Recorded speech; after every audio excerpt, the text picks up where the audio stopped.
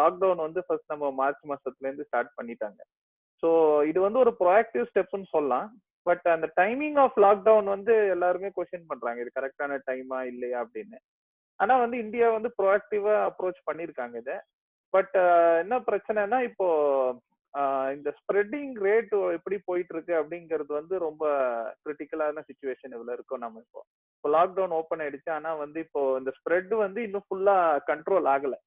So அது வந்து ஒரு மித்த நாடெல்லாம் பார்த்தோம்னா, ஃபார் எக்ஸாம்பிள் ஜெர்மனி இல்ல வந்து பிரான்ஸ், இட்டாலி எல்லாம் பார்த்தோம்னா லாக்டவுன் முடிகிற போது அவங்களோட அந்த ஸ்ப்ரெடிங் ரேட்டும் கண்ட்ரோல் ஆயிடுச்சு. ஆனா இந்தியால வந்து அந்த மாதிரி இன்னும் இண்டிகேஷன் வரல. 2 lakhs கேசஸ் இருக்கும்போது பாத்தீங்கன்னா டெத்ஸ் வந்துட்டு கிட்டத்தட்ட ஒரு 30,000 40,000 இந்த கண்ட்ரீஸ்லயும் இருக்கு.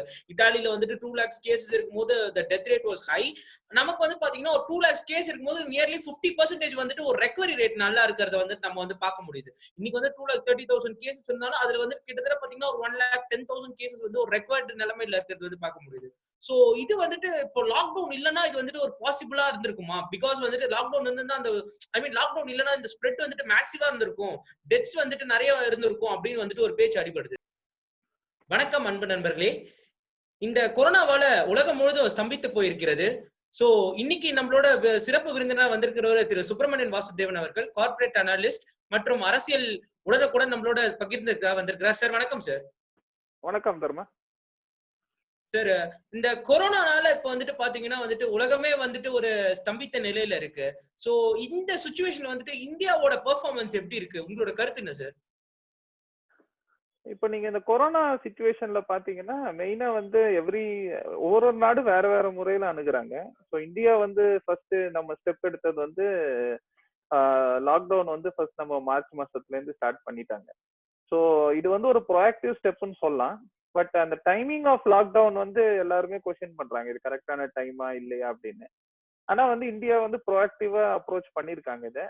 பட் என்ன பிரச்சனைனா இப்போ இந்த ஸ்ப்ரெட்டிங் ரேட் எப்படி போயிட்டு இருக்கு அப்படிங்கிறது வந்து ரொம்ப கிரிட்டிக்கலான சுச்சுவேஷன் இதுல இருக்கோம் நம்ம. இப்போ லாக்டவுன் ஓப்பன் ஆயிடுச்சு, ஆனா வந்து இப்போ இந்த ஸ்ப்ரெட் வந்து இன்னும் ஃபுல்லா கண்ட்ரோல் ஆகல. ஸோ அது வந்து ஒரு மித்த நாடெல்லாம் பார்த்தோம்னா, ஃபார் எக்ஸாம்பிள் ஜெர்மனி இல்ல வந்து பிரான்ஸ், இட்டாலி எல்லாம் பார்த்தோம்னா லாக்டவுன் முடிகிற போது அவங்களோட அந்த ஸ்ப்ரெடிங் ரேட்டும் கண்ட்ரோல் ஆயிடுச்சு. ஆனா இந்தியால வந்து அந்த மாதிரி இன்னும் இண்டிகேஷன் வரல. ஸோ அது வந்து ஒரு வருத்ததரமான விஷயம் தான். ஆனா வந்து இதுல ஒரு பாசிட்டிவ் சைன் என்னன்னா, லேக்ஸ் அதாவது மில்லியன் டெத்ஸ் பர் மில்லியன் அப்படின்னு ஒரு மெஷர் இருக்கு. அதுல நம்ம பார்த்தோம்னா இந்தியா வந்து compared to other countries we are far better. அதனால அது ஒரு positive sign. Number of deaths வந்து இந்தியால கண்டிப்பா பர் மில்லியன் பாப்புலேஷன்ல வந்து கண்டிப்பா கம்மியா இருக்கு. அது ஒரு பாசிட்டிவ் சைன் நம்மளுக்கு. ரெண்டாவது பாசிட்டிவ் சைன் என்னன்னா, இந்தியால வந்து பிகாஸ் ஆஃப் இம்யூனிட்டி லெவல், அப்படி இல்லைன்னா வந்து maybe because of our food habits, number of affected people வந்து இன்னும் கூட கண்ட்ரோல்ல தான் இருக்கு. People are able to identify vulnerable patients. அதை வந்து அவங்க கண்டெயின் பண்றாங்க. there are few states who are doing very good job in testing, like Tamil Nadu எடுத்தோம்னா almost close to 5.7 lakh people they have tested, so which is a great achievement for after starting late in testing. அதனால ஆனா மித்த நிறைய நாடு, இப்போ Korea எடுத்தோம்னா they controlled only because of testing. So அது வந்து அவங்களுக்கு ஒரு பெரிய டூலா இருந்தது டெஸ்டிங். இந்தியா வந்து இப்போ அந்த அப்ரோச்சுக்கு போயிட்டு இருக்காங்க. ஒரு ஸ்டேட்டும் வேற வேற பிலாசபில டெஸ்டிங் பண்றாங்க. But only by testing we can actually control this virus in a better way. இன்னொரு philosophy என்ன, சில countries like for example Sweden வந்து என்ன ஸ்ட்ராட்டஜி எடுத்தாங்கன்னா, ஹர்ட் இம்யூனிட்டி அப்படிங்கிற ஸ்ட்ராட்டஜி எடுத்தாங்க. ஸோ ஹர்ட் இம்யூனிட்டினா என்னதுன்னா, நிறைய பேர் வந்து இன்ஃபெக்ட் ஆகி அதுல சில பேர் இறப்பாங்க, பட் மற்றவங்களுக்குலாம் வந்து நேச்சுரல் இம்யூனிட்டி வந்து டெவலப் ஆகும் அப்படின்னு. Initially there were some success rates, but the last 10-15 days Sweden is actually having more deaths per million. So adu vandu it's not a very good sign. So India vandu actually went in the lockdown way. So adanal vandu they are able to control, but the negative side is நம்ம lockdown முடியும் போது actually வந்து spread rate கம்மியானோம், but இந்தியால வந்து spread rate கம்மியால, it is only increasing. but death per million is definitely under control. So India, we have to see like next coming few days எப்படி இருக்கு அப்படிங்கறத பார்த்து தான் நம்ம வந்து டிசைட் பண்ண முடியும். Have we really won அப்படின்னு. So still the war is going on. So we have not yet won the battle. Sir இப்போ வந்து பாத்தீங்கன்னா வந்துட்டு இப்போ ஒரு 2 lakhs கேசஸ் இருக்கும்போது பாத்தீங்கன்னா டெத்ஸ் வந்துட்டு கிட்டத்தட்ட ஒரு 30,000 40,000 இந்த கண்ட்ரீஸ்லயும் இருக்கு. இட்டாலியில வந்துட்டு 2 lakhs கேசஸ் இருக்கும்போது the death rate was high. நமக்கு வந்து பாத்தீங்கன்னா ஒரு 2 lakhs கேஸ் இருக்கும்போது நியர்லி 50% வந்துட்டு ஒரு ரெக்கவரி ரேட் நல்லா இருக்கிறத வந்து நம்ம வந்து பார்க்க முடியுது. இன்னைக்கு வந்து 2,30,000 கேசஸ் இருந்தாலும் அதுல வந்து கிட்டத்தட்ட பாத்தீங்கன்னா ஒரு 1,10,000 கேசஸ் வந்து ஒரு ரெக்கவர்டு நிலைமையில இருக்கிறது வந்து பார்க்க முடியுது. சோ இது வந்துட்டு இப்போ லாக்டவுன் இல்லைன்னா இது வந்துட்டு ஒரு பாசிபிளா இருந்திருக்குமா? பிகாஸ் வந்துட்டு லாக்டவுன் இருந்தா அந்த லாக்டவுன் இல்லைன்னா இந்த ஸ்ப்ரெட் வந்துட்டு மேசிவா இருந்திருக்கும், டெத்ஸ் வந்துட்டு நிறைய இருந்திருக்கும் அப்படின்னு வந்துட்டு ஒரு பேச்சு அடிபடுது. இல்ல, மோர் தேன் டெத்ஸ் மெயின் இஷ்யூ என்னன்னா the மெடிக்கல் இன்ஃப்ராஸ்ட்ரக்சர். நம்ம சப்போஸ் லாக்டவுன் இல்ல அப்படின்னா என்ன இருக்கும்னா இந்த ஸ்ப்ரெட் ரேட் வந்து ரொம்ப அதிகமா இருக்கும். அந்த ஸ்ப்ரெட் ரேட் ரொம்ப அதிகமாகும் போது என்ன ஆகும்னா our medical infrastructure was not ready enough to accept the number of patients who will come to hospital.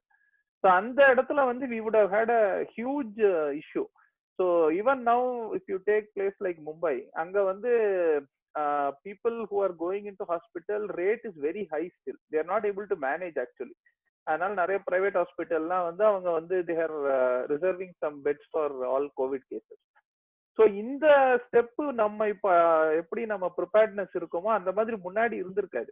நம்ம for example country like Italy, they are one of the best in medical services. So even they struggled a lot because of the proportionate increase in the cases and the medical infrastructure what they had. The medical infrastructure ஃபுல்லா கேப்பபிளா இருந்தா கூட அந்த கேஸோட தாக்கம் வந்து ரொம்ப அதிகமா இருந்ததுனால அவங்களால அதை மேனேஜ் பண்ண முடியல. அதே வந்து இந்தியால வந்து இப்ப நம்ம அந்த கேஸ் ரேட் வந்து நம்மளுக்கு கொஞ்சம் கொஞ்சமா இன்க்ரீஸ் ஆனதுனால it was more proportional with our medical infrastructure. அதனால வந்து we were able to manage to some extent and there was enough time for the administrative machinery to get into a mode of preparation. So that is the biggest achievement of the lockdown.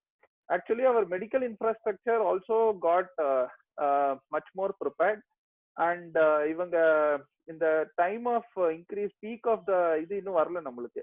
So still the infection is going through a cycle. So அந்த இடத்துல வந்து we are able to now be more prepared than what we were. Like for example இப்போ இருக்கிற situation மார்ச்ல வந்திருந்ததுன்னா we would be like Italy now, which is not the case. So that is the advantage of having an early lockdown. Okay sir, இப்போ வந்துட்டு பாத்தீங்கன்னா கிட்டத்தட்ட இப்போ வந்து கேசஸ் வந்துட்டு ஒரு நாளைக்கு வந்துட்டு 9,000ல இருந்து 9,000 10,000 ரேஞ்சுக்கு வந்துட்டு இருக்கு. சோ அந்த நேரத்துல வந்துட்டு நம்ம ஒரு அன்லாக் 1.0 அப்படின்ற ஒரு சிச்சுவேஷன் நம்ம வந்துட்டு கையாளுறது வந்துட்டு ஒரு தவறான அணுகுமுறையா இருக்குமோ அப்படின்றது மக்கள் மனதுல வந்துட்டு இப்ப எல்லார் மனதிலயும் அதான் கேள்வி கேட்டுட்டு இருக்கு. ஏன்னா நமக்கு ஒரு 500 கேஸ் இருக்கும்போது நம்ம வந்து வீட்டுல எல்லாருமே லாக்டவுன் பண்ணி வச்சுட்டு ரொம்ப ஒரு சிவியரான ஒரு நடைமுறையில இருந்துட்டு நம்ம அந்த நோயை வந்து அப்ப வந்து தடுத்ததோட இப்போ வந்துட்டு பக்கத்திலேயே வந்துட்டு கேஸ் இருக்கு, நமக்கு பக்கத்துல யாருக்கு இப்போ இருக்கோ அப்படின்ற தெரியாம ஒரு நிலைமையில இருக்கிறப்போ ஒரு அன்லாக் 1.0 அப்படின்ற ஒரு சிச்சுவேஷன் வந்துட்டு இப்போதைக்கு வந்துட்டு ரொம்ப நெசசரியா? இது வந்து இப்ப அன்லாக் பண்றது வந்து ஆக்சுவலா வந்து இந்த லாக்டவுன் 4.0வே வந்து 1.0வா இருந்திருக்கணும். ஆக்சுவலா நம்ம இருக்கிறது வந்து அன்லாக் 2.0வா இருந்திருக்கணும். ஸோ நிறைய பேர் வந்து நிறைய மீம் எல்லாம் கூட போட்டாங்க. ஒரு கதை, ஒரு கேட் இருக்கும், அந்த கேட்டை சுத்தி செவரே இருக்காது, அந்த மாதிரிலாம். ஸோ அந்த main reason for unlocking is because there is lot of struggle which day to day வேஜஸ்ல டிபெண்டா இருக்கிற பீப்புள்லாம் போறாங்க. இப்போ ட்ரேடர்ஸா இருக்கட்டும், அப்படி இல்லைன்னா வந்து தினக்கூலிகளா இருக்கட்டும், அப்படி இல்லைன்னா இந்த நடைபாதையில கடை போடுறவங்களா இருக்கட்டும், இல்ல நார்மல் நம்ம பார்பர் ஷாப், எல்லாருமே வந்து they have gone through huge amount of financial stress. Like இந்த லாக்டவுன் கண்டினியூ ஆயிருந்ததுன்னா the day to day salary நம்பி இருக்கிறவங்க வந்து they would be really in a very disastrous state. அது மட்டும் இல்லாம there are some particular part of the economy which was trying to work. Like for example வந்து medical industry வந்து work பண்ணிட்டு இருந்தாங்க. அதே மாதிரி anything related with medical and associated services they were trying to work. But because அதோட இப்போ for example ஒரு transportation இல்லைன்னா அந்த இண்டஸ்ட்ரிலாம் வேலை செய்ய முடியாது. ஸோ டிரான்ஸ்போர்டேஷன் கொடுக்கறதுக்கு there should be people who are ready to run the vehicle. இப்போ ஒரு இடத்துல இருந்து இன்னொரு இடத்துக்கு ஒரு லாரி போனோம் அப்படின்னா அதுக்கு வேலை செஞ்சாதான் அது நகர முடியும், goods from one place to another. So all these necessary services is what first started in earlier the lockdown 4.0. And the necessary services now were getting into streamline. But the bigger issue is how long we can keep people without earning. So that is a big question mark. அதே மாதிரி economic activity cannot come into a standstill for a very long time. So இந்த மாதிரி criteria எல்லாம் consider பண்ணி தான் they took the call.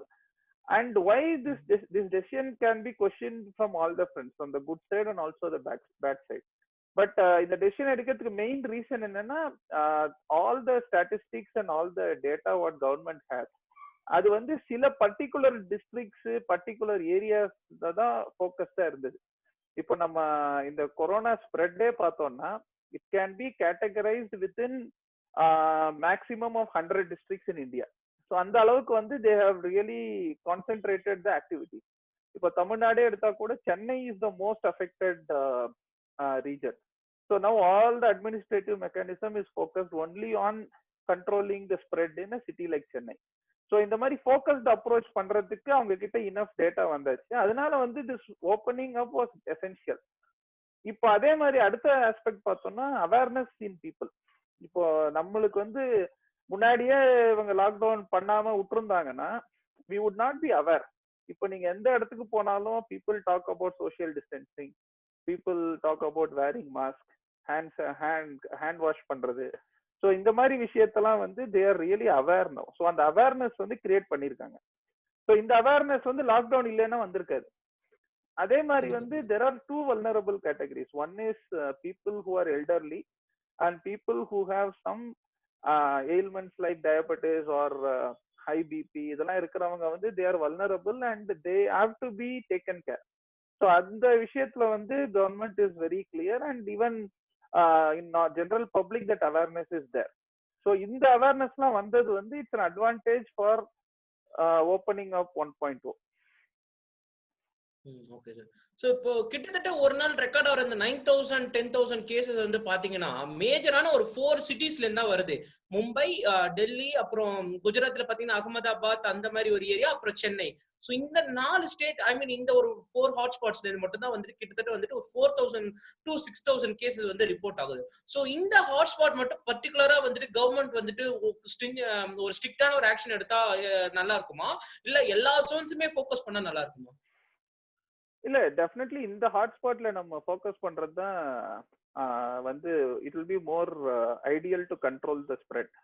ஆனா இந்த 4 சொன்ன ஹாட்ஸ்பாட் இன்னொரு பிரச்சனை என்னன்னா they also contribute big time in to the economic activity. So அதனால வந்து it is like how they manage these 4 cities will determine how our economy is going to get shaped in future, and also the associated employment opportunities, associated activities which will get ripple effect into other areas in those respective states. So அதனால வந்து இந்த 4 ஸ்டேட்டை control பண்றது ரொம்ப முக்கியம். இப்போ Chennai control பண்ணல அப்படின்னா ஃபுல் தமிழ்நாடு அஃபெக்ட் ஆகிறதுக்கு சான்ஸ் இருக்கு as we go forward. அதே மாதிரி வந்து பாம்பே, பூனே ரெண்டுமே வந்து it is in a very vulnerable region.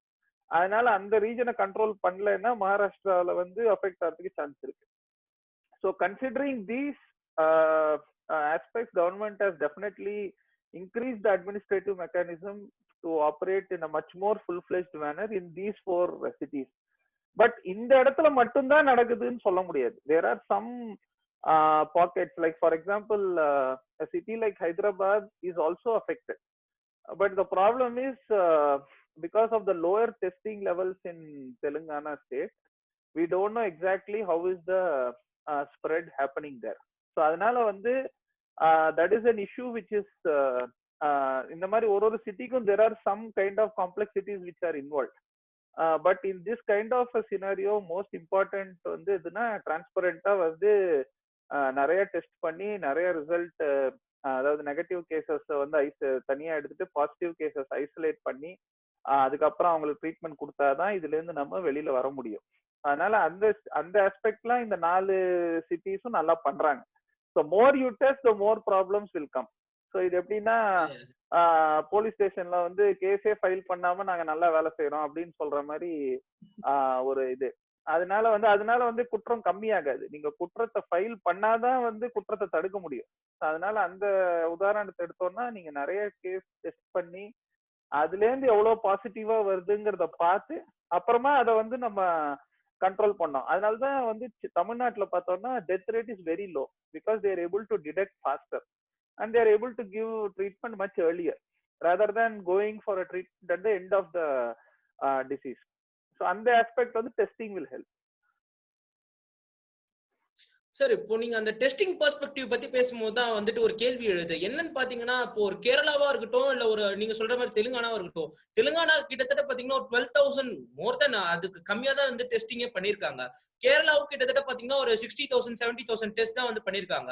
So இப்போ இந்த டெஸ்டிங் ஒருவேளை டெஸ்டிங் கம்மியா டெஸ்டிங் பண்ணாதனால they are not showing the கேசஸா இல்ல அதிகமா டெஸ்ட் பண்ணா அதிகமா கேசஸ் வரும்னு சொல்லிட்டு அவங்க டெஸ்டிங் பண்றது what they are trying to hide actually? Because இப்ப பெங்களூர் மாடல் எடுத்துக்கிட்டீங்கன்னு வச்சுக்கோங்களேன், they have done over 4 lakh tests. ஏன்னா வந்துட்டு பாத்தீங்கன்னா அங்க கிட்டத்தட்ட 60 லேப்ஸே இருக்கு, டெஸ்டிங் லேப்ஸே இருக்கு, எல்லா இன்ஃப்ராஸ்ட்ரக்சர் வச்சுக்கிட்டு. பிகாஸ் அங்க மெடிக்கல் ஃபெசிலிட்டிஸும் நிறைய இருக்கு, மெடிக்கல் கவர்மெண்ட் வந்து ஆக்குபை பண்ணிட்டு எல்லாமே இது பண்ணிட்டு இருக்காங்க. So what's the government, state government வந்து டிஃபரெண்டா வந்துட்டு இந்த மாதிரி ஸ்டெப்ஸ் எடுத்து என்ன ப்ரூவ் பண்ண விரும்புறாங்க? கிட்டத்தட்ட பாத்தீங்கன்னா வெஸ்ட் பெங்காலே வந்துட்டு உண்மையான நம்பர்ஸ் என்ன அப்படின்னு சொல்லிட்டு வந்து தெரிய வர மாட்டேங்குது.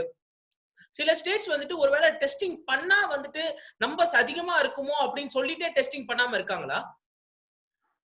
அது வந்து நம்ம பார்த்தோம்னா let us not get into specific of states. ஏன்னா வந்து every state like there is a central guideline. ICMR has given a guideline for all aspects like testing எப்படி பண்ணணும், என்னென்ன ப்ரோட்டோகால் ஃபாலோ பண்ணணும் அதெல்லாம்.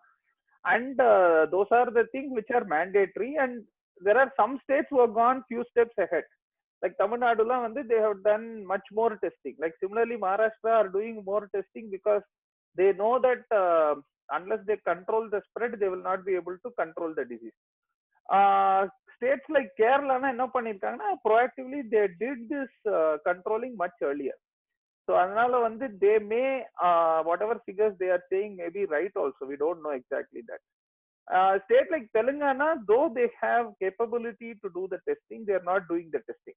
Maybe it may be a reason that they are more confident that they are exactly treating the right people. But அது வந்து எவ்வளவு ஷுவரா இருக்காங்கங்கிறது it's anybody's guess. So அதனால வந்து that may be good or bad also. But as a global philosophy, the more testing, the more negative results, it is better to control the disease. That is what model like Korea has told to the people across the world. So for example US la வந்து they have done more than 2 crore testing. So that is that shows that the amount of testing you do, the more people will come out and then they will also will help to recover from the disease. So another it is like we cannot comment on individual states at this point, but as the results come out, they will definitely, it's like you cannot hide the truth beyond certain amount of time. So it will definitely come out, and it is coming out. Like for example, in Hyderabad, Osmania Hospital, lot of trainee doctors got affected. So almost a bunch of 150 people within 1 or 2 days were detected with COVID positive. So another one, this will come out. And when the medical infrastructure gets trained or overloaded, definitely this will come out and people have to follow the norms which ICMR has set up. Okay okay sir. இப்போ இந்த 3 மாசமா பாத்தீங்கன்னா கிட்டத்தட்ட வந்துட்டு ஒரு எக்கனாமின்றது வந்துட்டு ஒரு negative GDP வந்துட்டு ஒரு நெகட்டிவ் ரேட்ல கூட போகலாம் அப்படின்னு வந்துட்டு ஆர்பிஐ கவர்னர் சக்திகாந்த தாஸா இருக்கட்டும் இல்ல IMF ஓட ப்ரொஜெக்ஷன்ஸா இருக்கட்டும், சோ நெகட்டிவ் ரேட்ல வந்துட்டு growth ரேட் வந்துட்டு போகலாம். சோ இப்போ வந்துட்டு பாத்தீங்கன்னா போஸ்ட் COVID-19 ஓட ஜாப் அப்படின்றது வந்துட்டு ஒரு கேள்விக்குறியா இருக்கு. ஏன்னா இப்போ வந்துட்டு நிறைய ஐடி கம்பெனிஸ்ல எல்லாம் ஆல்ரெடி ஒரு த்ரெட் இருக்கு. எப்படின்னா ஓகே நீங்களாம் வந்துட்டு இப்போ இது போஸ்ட் கோவிட்ல வந்துட்டு உங்க ஜாப்ஸ் வந்துட்டு நீங்க இழக்கிறதுக்கு கூட நீங்க ரெடியா இருக்கலாம். So be ready for everything. ஏன்னா என்னோட ஃப்ரெண்ட்ஸ் கூட நிறைய பேர் சொன்னாங்க ஜாப்ஸ் எல்லாம் கூட போறதுக்கு வந்துட்டு போற சூழ்நிலை கூட வரலாம். சோ போஸ்ட் COVID-19ல ஒரு எம்ப்ளாய்மெண்ட் அப்படின்ற ஒரு விஷயம் வந்துட்டு எப்படி இருக்கும்? பிகாஸ் இப்போ வந்துட்டு மைக்ரன்ட்ஸ் எல்லாம் வந்துட்டு அவங்க ஸ்டேட்ஸ்ல வந்துட்டு இருக்காங்க. So we should bring back them. So இதெல்லாம் வந்துட்டு எப்படி வந்துட்டு நம்ம வந்துட்டு ஹேண்டில் பண்ண போறோம்? We have to, இந்த question it's a very important question. ஏன்னா வந்து this cannot have one direct answer. Like we have to split this into different categories. Like since you started with IT companies, now most important thing is most of the companies are focusing on reskilling people. So நம்ம பழைய முறையில வேலை செஞ்ச சில இதெல்லாம் மாத்திக்கணும் நம்ம இப்போ. So another very important thing what we need to also see, especially for the IT people, is how can they adapt themselves for all new innovative things which are coming up. Like one is how they can become more agile, how they can get into more into data, more into machine learning, and a lot of other new areas which are coming up, because digitization has gained lot of pace in during this COVID period.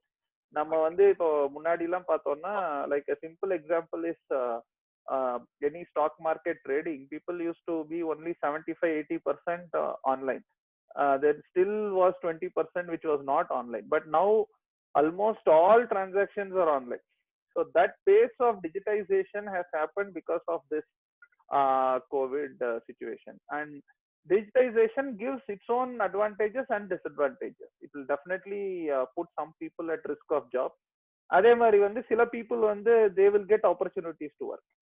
அதனால reskilling is a very important thing, and people cannot be happy with what they have learned. They have to keep on upgrading, they have to keep on looking at opportunities to grow their skills. Second important thing is, like you mentioned about the migrants. So now expecting migrants to come back and immediately start doing work is something which cannot happen. ஏன்னா வந்து அவங்க வந்து அவங்க ஊர்லயே வேலை கிடைக்கிறதுக்கான வாய்ப்புகள் இப்ப அதிகமாகும். ஏன்னா வந்து they will work in MNREGA ஸ்கீம்ல நிறைய கொடுப்பாங்க அவங்களுக்கு கவர்மெண்ட், அவங்களுக்கு வந்து நிறைய ஆப்பர்ச்சுனிட்டிஸ் கிடைக்கும். அதே மாதிரி they may even get back to the farm in their own state. Why should they come to other state and work?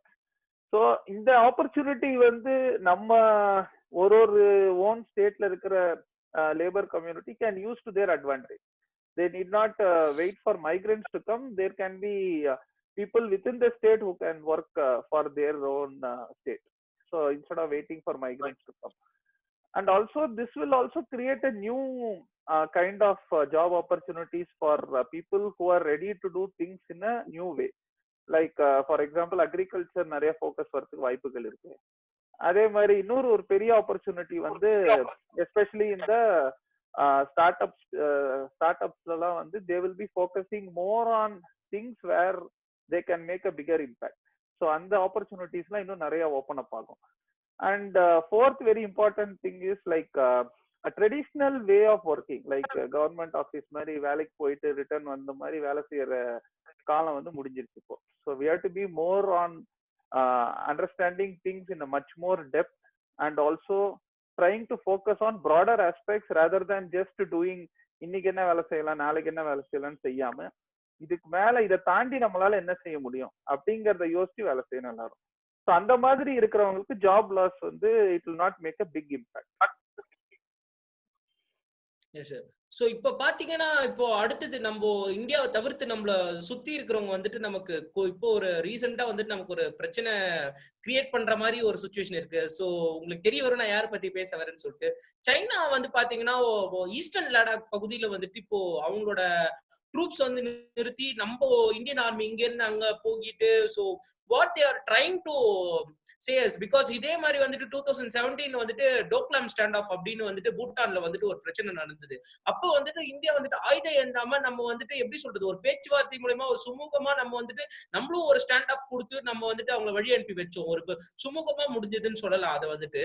ஆனா இப்போ வந்துட்டு சைனா வந்துட்டு ஒருவேளை வந்துட்டு இப்போ இந்த அட்டென்ஷன் இந்த கொரோனா வைரஸோட டிஸ்ட்ராக்ஷன் வந்துட்டு திசை திருப்பறதுக்காக வந்துட்டு ஒருவேளை இந்த விஷயத்தை வந்து செய்யறாங்களோ அப்படின்னு வந்துட்டு ஒரு உலக மத்தியில வந்துட்டு ஒரு பேச்சு எழுது. அதே மாதிரி பாத்தீங்கன்னா இப்ப ட்ரம்ப் வந்துட்டு சைனா மேல ரொம்ப கோவமா இருக்கிறதுனால இப்போ ரீசெண்டா வந்துட்டு இப்போ நரேந்திர மோடி அவர்களும் ட்ரம்ப் அவர்களும் பேசும்போது கூட சொன்னாங்க. அப்ப அந்த போன் கால்க்கு அப்புறம் வந்துட்டு சைனா வந்துட்டு அவங்க போர்சஸ் வந்து அகற்றிட்டாங்க அப்படின்னு சொல்லிட்டு தெரிய வருது. சோ என்ன இது மூலமா நமக்கு தெரிய வருது? இப்போ வந்து சைனா வந்து is actually being attacked from various places. நம்ம வந்து பார்த்தோம்னா வந்து ஆக்சுவலா வந்து China as a country is fighting multiple battles. It is not only with India. There are so many things which are going around in China. ஆனா இங்க இது முக்கியமான விஷயம் நம்ம புரிஞ்சுக்க வேண்டியது என்னன்னா, within China also there are a lot of disturbances which are definitely there, and that will never come out. Like one of the thing which comes out is what is happening in Hong Kong. But அதை தவிர மித்த நிறைய சிட்டிஸ்ல கூட there are lot of unrest which is there. That is what lot of global media claims. But it will not come out because of the controlled controlled media regulations in China. ஆனா இப்ப நம்ம இந்தியாவோட நடக்கிற இது வந்து it is like all these border disputes doesn't happen on one day. So இதெல்லாம் வந்து there is always a historic background for this, and similarly there may be some trigger. It need not be only from China, it may be from India side also, because India also has developed infrastructure in border areas. And there are a lot of defense analysts who are saying that India's expanding of roads in, especially in place like Ladakh borders, in the line of actual control, India is in a more advantageous situation. That is also another theory which is there. இந்த எல்லாத்துக்கும் இது காரணம் என்ன, now like everything what people do is they will try to link with one common factor. So that is not going to help to understand the situation in a better way. அதனால நம்மளுக்கும் சைனாக்கும் இருக்கிற ஸ்டாண்ட் ஆஃபும், but China US standoff ரெண்டு வேற டைமென்ஷனோட இது. The war between China and US is more from an economic war. It is not actual war. But what we are having with China is actually border dispute, which can lead to a war, actual physical war, where people can really fight on the ground. அந்த லெவலுக்கு வரதுக்கு chance இருக்கு. ஆனா what US is trying to do with China is they are trying to restrict China as an economic power. They want to put some restrictions. They were, in fact, US government even told that no more new Chinese stock market listing. Chinese companies can list in US stock market. So these are all economic sanctions which will cripple an economy, but it may not lead to an actual war. The current standoff, I'm sure that a lot of discussions are going on between Chinese army and Indian army, and it will head to some normal conclusion, like what happened in Doklam and might happen in this issue also. But the sad part is like people, the way this is being projected in the media and other things, where literally people are fighting with hand and legs. So adu vandu it is not a very good sign. So which may actually trigger a unfortunate, there may be a small war which can also happen. But I'm sure that both Chinese and Indian military will head for some discussion and close this more like how it happened in Doklam. So இப்போ Donald Trump பாத்தீங்கன்னா வந்துட்டு G7 இன்வைட்க்கு வந்துட்டு India, south Korea, ஆஸ்திரேலியால வரணும் அப்படின்னு வந்துட்டு சொல்லியிருந்தாரு. So you may heard of that also. So what is this trying to indicate? Because whether the world is ready to isolate China or like எப்படி இது வந்துட்டு நம்ம எடுத்துக்கலாம்? Because இத ஒருவேளை இந்த சூப்பர் பவர்ஸ் எல்லாமே வந்து ஒண்ணு சேர்றாங்க, இப்போ சைனாவை ஐசோலேட் பண்ணாதான் வந்துட்டு சர்வை பண்ண முடியும். Because there is always வந்துட்டு நீங்க பசிபிக் ஓஷன்ல பாத்தீங்கன்னா குவாட் அப்படின்னு வந்துட்டு சவுத் சைனா சீயோட சைனா வந்துட்டு சைனாவோட டாமினேஷன் வந்துட்டு குறைக்கணும் அப்படின்றதுக்காக குவாட்னு வந்துட்டு அமெரிக்கா லீட் எடுத்துட்டு ஒரு இதை உருவாக்குறாங்க. சோ இது எல்லாமே இண்டிகேட் பண்ற விஷயம் என்னன்னா, சைனா வந்து ஐசோலேட் பண்ணணும், சைனா வந்துட்டு இது பண்ணணும். இது ரியலி பாசிபிளா வந்துட்டு சைனா வந்து ஐசோலேட் பண்றதுக்கு? No, China with the isolation at a global stage will not happen. Like it is not like switch on and switch off. China is not a country where they can do whatever they were. Like for example, how America treated a country like Iran or a country like Venezuela.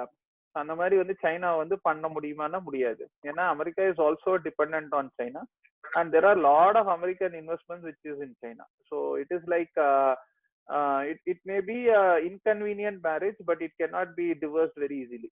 So அந்த மாதிரி. So it is not a very easy thing to get out of China for US. But what Donald Trump is trying to do by inviting others into G7 is they are trying to arm twist China, telling that it is not that we are dependent only on you. We can bring more partners which will help us to be still as a superpower, and we can dominate the world. So that is the message which Donald Trump is trying to give. And this G7 inviting other countries is happening for various even earlier G7 session. There has been some though they may not be called for the actual meeting, they would be called for as observers. அதெல்லாம் நடந்துட்டே தான் இருக்கும். So அதனால வந்து these are all some soft tactics which people are playing. But one very important thing is, in all these things, India comes as a very prominent alternate. So which is something which I think we should be really encashing on. And another advantage which India is going to get is India will represent Security Council from the ASEAN region. So which may lead to a permanent membership, which we are not sure still. But again, after 10 years, India is getting the seat as a non-permanent member in the Security Council. So these things will definitely give some kind of power to India. But overall, China வந்து நம்ம replace பண்ண முடியுமா one on one?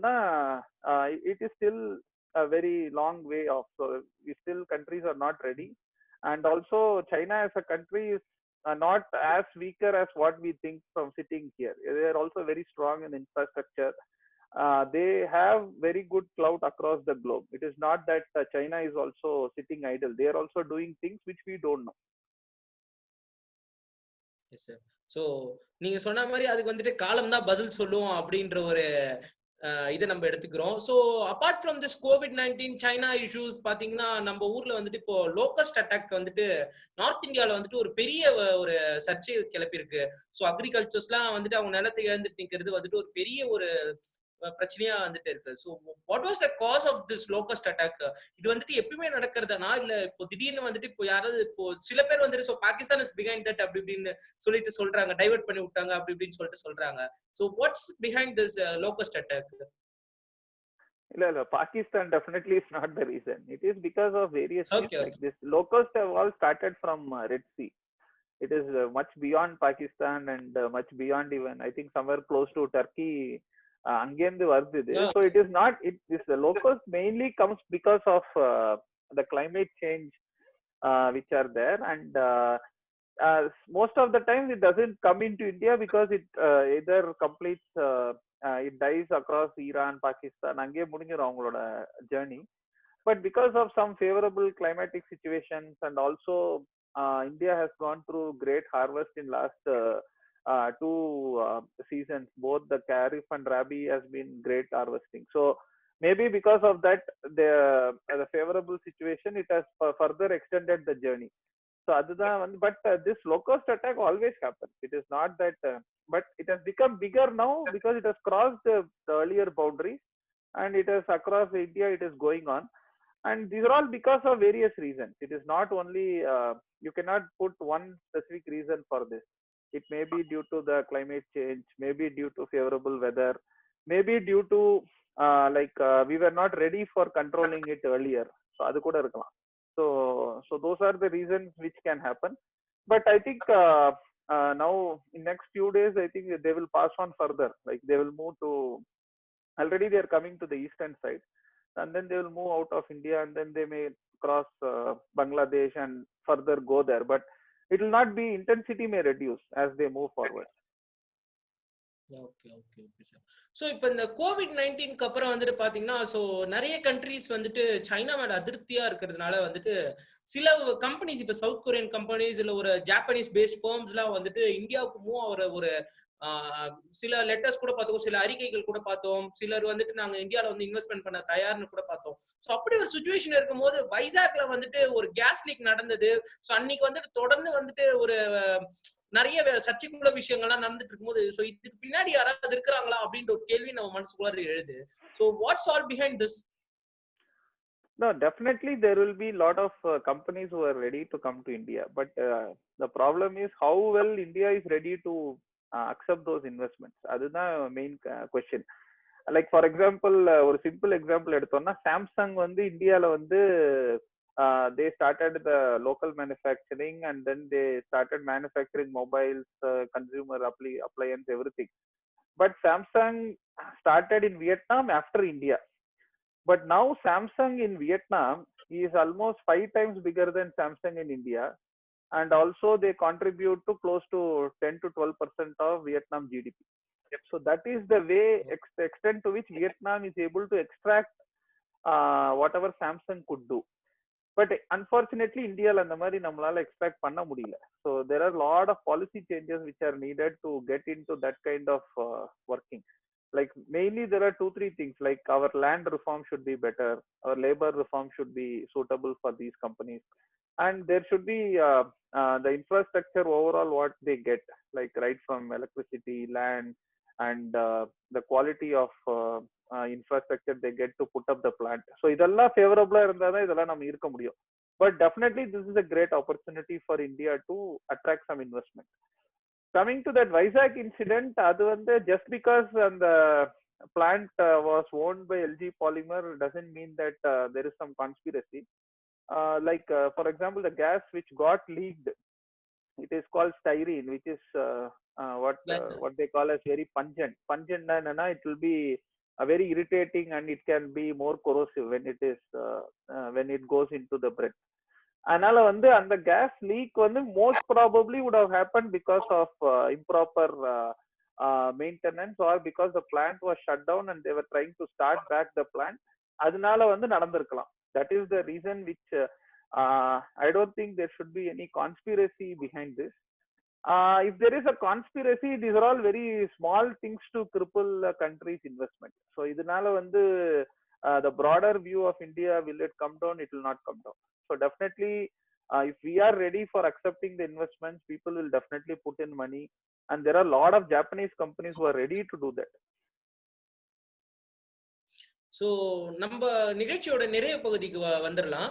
So இப்ப கடைசியா வந்துட்டு உங்ககிட்ட ஒரு கேள்வி கேட்டுக்கிறேன் சார். இப்போ வந்துட்டு நம்ம கவர்மெண்ட் வந்துட்டு இப்போ ஆத்ம நிர்மார் பாரத், சுயசார்பு பாரதம் அப்படின்னு சொல்லிட்டு ஒரு 20 லட்சம் கோடிக்கான திட்டங்கள் வந்துட்டு அறிவிச்சிருக்காங்க.